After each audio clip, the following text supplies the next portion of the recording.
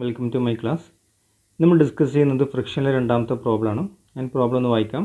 A body weighing 540 newton is hold along a rough horizontal plane by a pull of 180 newton acting at an angle of 30 degree with the horizontal. Find the coefficient of friction. അപ്പോൾ നമുക്കിവിടെ കാണേണ്ട value coefficient of friction ആണ്. ഇവിടെ തന്നിട്ടുള്ള value എന്ന് പറയുന്നത് എന്താണ്? Wait തന്നിട്ടുണ്ട്. അതുപോലെ നമ്മൾ ഹൊറിസോണ്ടൽ സർഫസിന് തീറ്റ ഡിഗ്രി എന്ന് പറയുമ്പോൾ 30 ഡിഗ്രി ആംഗിളിൽ ഒരു പുൾ ഫോഴ്സാണ് നമ്മൾ കൊടുക്കുന്നത്. ആ കൊടുക്കുന്ന ഫോഴ്സ് 180 ന്യൂട്ടൺ ആണ്. അപ്പോൾ നമ്മൾ ഫോഴ്സിൻ്റെ ഡയറക്ഷൻ കാണിക്കേണ്ടത് ഫ്രം ദ ബോഡിയാണ് ഔട്ട് സൈഡിലോട്ട് പുള്ളായതുകൊണ്ട്. അപ്പോൾ അത് ഇമ്പോർട്ടൻ്റ് ആണ്. പിന്നെ അതുപോലെ തന്നെ ഈ ബോഡി പ്ലേസ് ചെയ്തിട്ടുള്ളത് ഹൊറിസോണ്ടൽ സർഫസ് ആണ് എന്നുള്ളതും നമ്മൾ ഇമ്പോർട്ടൻ്റ് ആയിട്ട് നോട്ട് ചെയ്യേണ്ട ഒരു പോയിൻ്റാണ്. ഓക്കെ, നമുക്ക് പ്രോബ്ലത്തിലോട്ട് വരാം. ആദ്യം നമുക്ക് എന്ത് ചെയ്യാം? ഗിവൺ ഡാറ്റ എടുത്ത് എഴുതാം. ഗിവൺ വാല്യൂസ് എന്തൊക്കെയാണ്? വെയിറ്റ് ഓഫ് ദ ബോഡി തന്നിട്ടുണ്ട് W. Weight of the body W is equal to 540 newton എന്നുള്ളത് തന്നിട്ടുണ്ട്. നെക്സ്റ്റ് നമുക്ക് തന്നിട്ടുള്ള എന്താണ്? Force applied. നമുക്കറിയാം 30 ഡിഗ്രിയിൽ എത്രയാണ് ഫോഴ്സ് അപ്ലൈ ചെയ്യുന്നത്? എത്രയാണ്? 180 ന്യൂട്ടൺ ആണ് ഫോഴ്സ് അപ്ലൈ ചെയ്യുന്നത്. അപ്പോൾ force applied P is equal to 180 newton തന്നിട്ടുണ്ട്. മാത്രമല്ല inclination of P with horizontal. നമ്മൾ ഹൊറിസോണ്ടൽ സർഫസ് P എന്നുള്ള ഫോഴ്സ് നമ്മൾ കൊടുക്കുന്നത് acting at an angle of 30 degree with the ഹൊറിസോണ്ടലാണ്. അപ്പോൾ inclination of P with horizontal, that means തീറ്റയുടെ value ആണ് തന്നിട്ടുള്ളത്. Inclination of P with horizontal theta equal to, തീറ്റയുടെ വാല്യൂ എത്രയാണ്? 30 ഡിഗ്രി. ഈ മൂന്ന് വാല്യൂസാണ് തന്നിട്ടുള്ളത്. വെയിറ്റ് ഓഫ് ദ ബോഡി തന്നിട്ടുണ്ട്, നമ്മൾ കൊടുക്കുന്ന പുള്ള് വാല്യൂ തന്നിട്ടുണ്ട് 180 ന്യൂട്ടൺ, ഫോഴ്സ് 180 ന്യൂട്ടൺ തന്നിട്ടുണ്ട്. അതുപോലെ തന്നെ inclination of P with horizontal, that means തീറ്റയുടെ വാല്യൂ 30 ഡിഗ്രി. ഇത്രയും വാല്യൂസ് തന്നിട്ടുണ്ട്. ഓക്കെ, നമുക്ക് കാണേണ്ട വാല്യൂ എന്ന് പറയുന്നത് find the coefficient of friction ആണ്. നമുക്ക് കാൽക്കുലേറ്റ് ചെയ്യേണ്ട വാല്യൂ മ്യൂയുടെ വാല്യൂ ആണ് കാൽക്കുലേറ്റ് ചെയ്യേണ്ടത്. ഓക്കെ, നമുക്ക് സൊല്യൂഷനിലോട്ട് വരാം.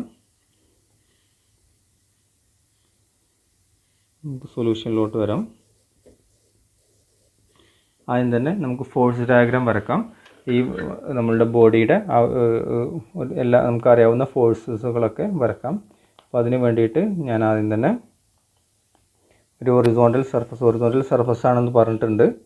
ഒരു റഫ് ഹൊറിസോണ്ടൽ സർഫസ് ഞാൻ കൺസിഡർ ചെയ്തു. അതിലൊരു ബോഡി പ്ലേസ് ചെയ്തു.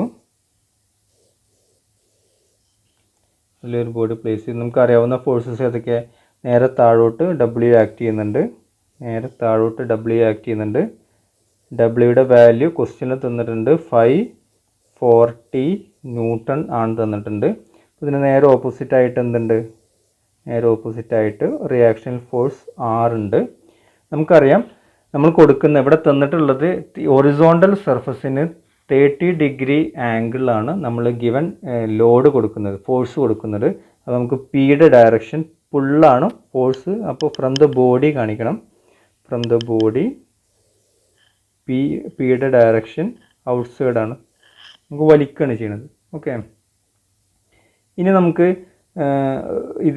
പിന്നെ അതുപോലെ തന്നെ അപ്പോൾ ഈ ഫോഴ്സ് കാരണം P കാരണം ബോഡി റൈറ്റ് സൈഡിലോട്ടാണ് മൂവ് ചെയ്യാനുള്ള ടെൻഡൻസി ഉണ്ടാവുക. സ്വാഭാവികമായിട്ട് നമുക്ക് എന്ത് കാണിക്കാം? ലെഫ്റ്റ് സൈഡിലോട്ട് ഫ്രിക്ഷണൽ ഫോഴ്സ് കാണിക്കാം, F കാണിക്കാം. Fൻ്റെ വാല്യൂ നമുക്കറിയാം മ്യൂ ഇൻറ്റു R ആണ്. ഫിസിക്കൽ to mu into R. Okay, നമുക്കിവിടെ അറിയാം നമ്മൾ ഫോഴ്സസുകൾ ഇക്വേറ്റ് ചെയ്യണം. അടുത്ത സ്റ്റെപ്പ്, ഈ ഫോഴ്സസുകൾ ഇക്വേറ്റ് ചെയ്യണമെന്നുണ്ടെങ്കിൽ ഹൊറിസോണ്ടൽ സർഫസിന് എവിടെയാണ് ബോഡി പ്ലേസ് ചെയ്തിട്ടുള്ള ഹൊറിസോണ്ടൽ സർഫസ്, ആ ഹൊറിസോണ്ടൽ സർഫസിന് പാരലലോ പെർപെൻഡിക്കുലറോ ആവണം. ഓക്കെ, ഇവിടെ W, R, F എന്നുള്ള ഫോഴ്സസുകൾ എന്താണ്? Wയും Rഉം ഹൊറിസോണ്ടൽ സർഫസിന് പെർപെൻഡിക്കുലർ ആയിട്ടുള്ള ഫോഴ്സുകളും, ഫ്രിക്ഷണൽ ഫോഴ്സ് ഹൊറിസോണ്ടൽ ആയിട്ടുള്ള ഫോഴ്സാണ്. പക്ഷേ P എന്നുള്ള ഫോഴ്സ് ഈ ഒരു ഹൊറിസോണ്ടൽ സർഫസിന് ഒരു തീറ്റ ആംഗിളിലാണ് കിടക്കുന്നത്. അപ്പോൾ നമുക്ക് എന്ത് ചെയ്യണം? അത് ഹൊറിസോണ്ടൽ സർഫസിന് പാരലൽ പെർപെൻഡിക്കുലർ ആയിട്ട് റിസോൾവ് ചെയ്യണം. നമുക്കറിയാം നമുക്ക് ഹൊറിസോണ്ടൽ സർഫസിന് പാരലൽ ആയിട്ടും പെർപെൻഡിക്കുലർ ആയിട്ടും റിസോൾവ് ചെയ്യാം. ഞാനിവിടെ ഈ പി എന്നുള്ള വെക്ടറിനെ അതിൻ്റെ റിസോൾവ് ചെയ്തിട്ട് തീറ്റയുടെയും സൈൻ്റെയും ടേമിലാക്കി മാറ്റി. തീറ്റയുടെയും ഈ ആംഗിൾ 30 ഡിഗ്രിയാണ് തന്നിട്ടുണ്ട്, 30 ഡിഗ്രിയാണ് തന്നിട്ടുണ്ട്.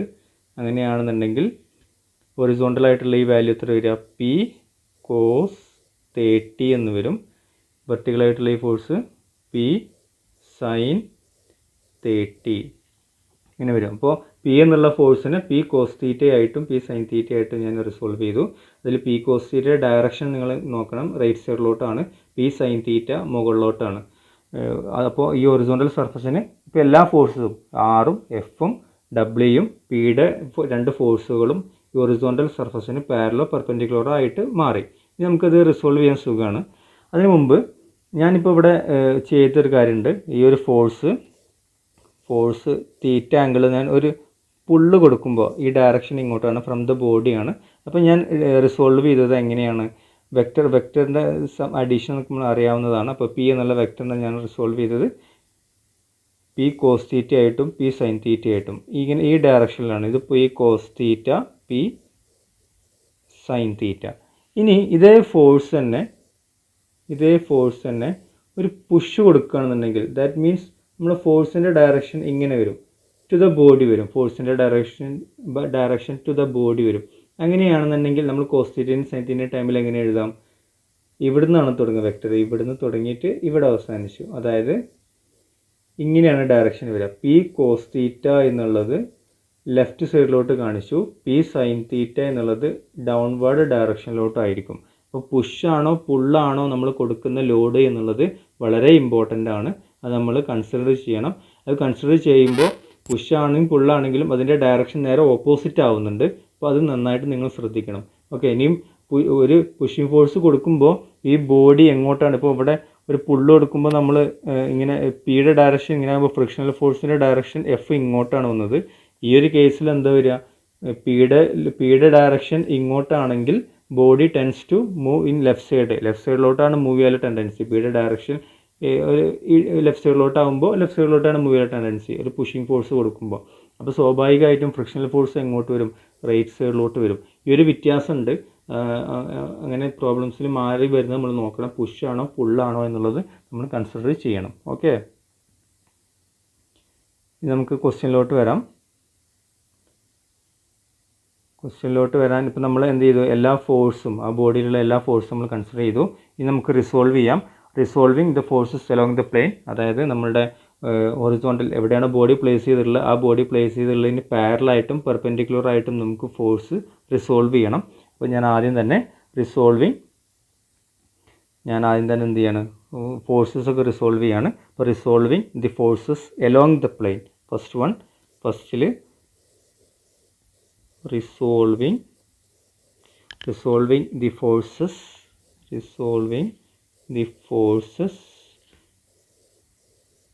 along the plane അതായത് പ്ലെയിനിൽ നമ്മൾ ഹൊറിസോണ്ടൽ സർഫസിന്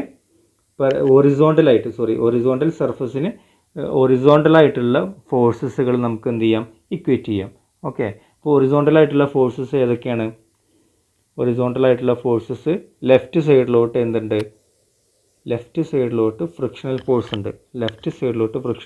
ഉണ്ട്. റൈറ്റ് സൈഡിലോട്ട് പി കോസ് തീറ്റ എന്നുള്ള ഫോഴ്സ് ഉണ്ട്. അപ്പോൾ അത് രണ്ടും നമുക്ക് ഇക്വേറ്റ് ചെയ്യാം. അപ്പോൾ നമുക്ക് എങ്ങനെ ഇക്വേഷൻ വരിക? Equation F is equal to P cos 30. Okay, അപ്പോൾ പിയുടെ വാല്യൂ നമുക്കറിയാം, കോസ് 30യുടെ വാല്യൂ നമുക്കറിയാം. പിയുടെ വാല്യൂ എന്താണ്? 180 ഇൻറ്റു കോസ് തീറ്റ എന്നുള്ളത് റൂട്ട് 3/2 ആണ് വരിക. അപ്പോൾ കോസ് 30 നമ്മൾ കാൽക്കുലേറ്റ് ചെയ്യുമ്പോൾ ഫ്രിക്ഷൻ്റെ വാല്യൂ നമുക്ക് കിട്ടും. Frictional force F is equal to 155.88 newton എന്നുള്ള വാല്യൂ കിട്ടും. നമ്മൾ ആദ്യം ഇത് നോട്ട് ചെയ്യുക. Frictional force is equal to 155.88 newton എന്ന് കിട്ടും. നമ്മൾ resolving the forces along the plane ആണ് ചെയ്തത്. ഇനി നെക്സ്റ്റ് നമുക്ക് ചെയ്യേണ്ടത് എന്താണ്? ഹൊറിസോണ്ടൽ സർഫസിന് പെർപെൻഡിക്കുലർ ആയിട്ടുള്ള ഫോഴ്സ് ഇക്വേറ്റ് ചെയ്യുക. അപ്പോൾ resolving the resolving the forces normal to the plane. Normal to the plane. Resolving the forces normal to the plane. അതായത് ഏതൊക്കെയാണ് ഫോഴ്സ് നമുക്കറിയണം.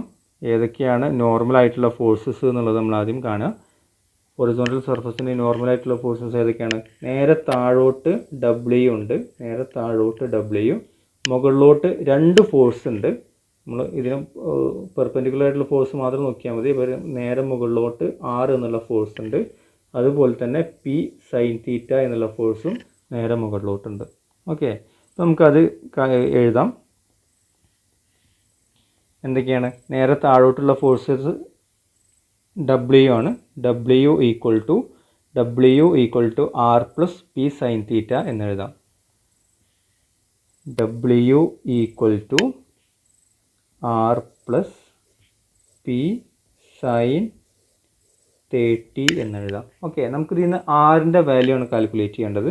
അപ്പോൾ R equal to W minus P sin 30 എന്നെഴുതാം. Okay, ഇതിലെല്ലാ വാല്യൂസും നമുക്ക് അറിയാവുന്ന value ആണ്. W already നമുക്കറിയാം 540 ആണ്. പിയുടെ വാല്യൂ 180 ആണ്. പിയുടെ വാല്യൂ 180, W 540, തീറ്റ 30 ഡിഗ്രി. ആ വാല്യൂസും എല്ലാം നമുക്ക് ഇവിടെ കൊടുക്കാം. അങ്ങനെ ആകുമ്പോൾ ആറിൻ്റെ വാല്യൂ നമുക്ക് നോർമൽ റിയാക്ഷൻ്റെ വാല്യൂ നമുക്ക് കാൽക്കുലേറ്റ് ചെയ്യാം. അപ്പോൾ W is equal to 540 minus പിയുടെ value 180 into sin 30. That means 540 minus 180 into sin 30 എന്ന് പറഞ്ഞാൽ നമുക്കറിയാം 1/2. അപ്പോൾ 90 വരും. 90 ദെൻ നമുക്ക് എത്ര വാല്യൂ വരാം? 540 മൈനസ് 90 450. Okay, 450 newton. ആറിൻ്റെ വാല്യൂ 450 ന്യൂട്ടൺ കിട്ടി. അപ്പോൾ നമുക്ക് എന്ത് കിട്ടി? ആറിൻ്റെ വാല്യൂം എഫിൻ്റെ വാല്യൂം കിട്ടി. അങ്ങനെയാണെങ്കിൽ കോഎഫിഷ്യൻ്റ് ഓഫ് ഫ്രിക്ഷൻ നമുക്ക് എങ്ങനെ കാണാം? അതുകൊണ്ട് coefficient of friction mu is equal to നമുക്കറിയാവുന്ന ഇക്വേഷൻ്റെ frictional force divided by normal reaction R. ഫ്രിക്ഷണൽ ഫോഴ്സിൻ്റെ വാല്യൂ ഇവിടെ കൊടുക്കുക. 155.88 ഡിവൈഡഡ് ബൈ 450. നമുക്ക് എത്ര കിട്ടും? mu ഈസ് ഈക്വൽ ടു 0.346 എന്നുള്ള വാല്യൂ കിട്ടും. ഓക്കെ, ഇങ്ങനെയാണ് ഈ പ്രോബ്ലം ചെയ്യുക. അപ്പോൾ നമുക്ക് coefficient of friction mu is equal to 0.346 എന്നുള്ളത് കിട്ടി. Okay, thank U.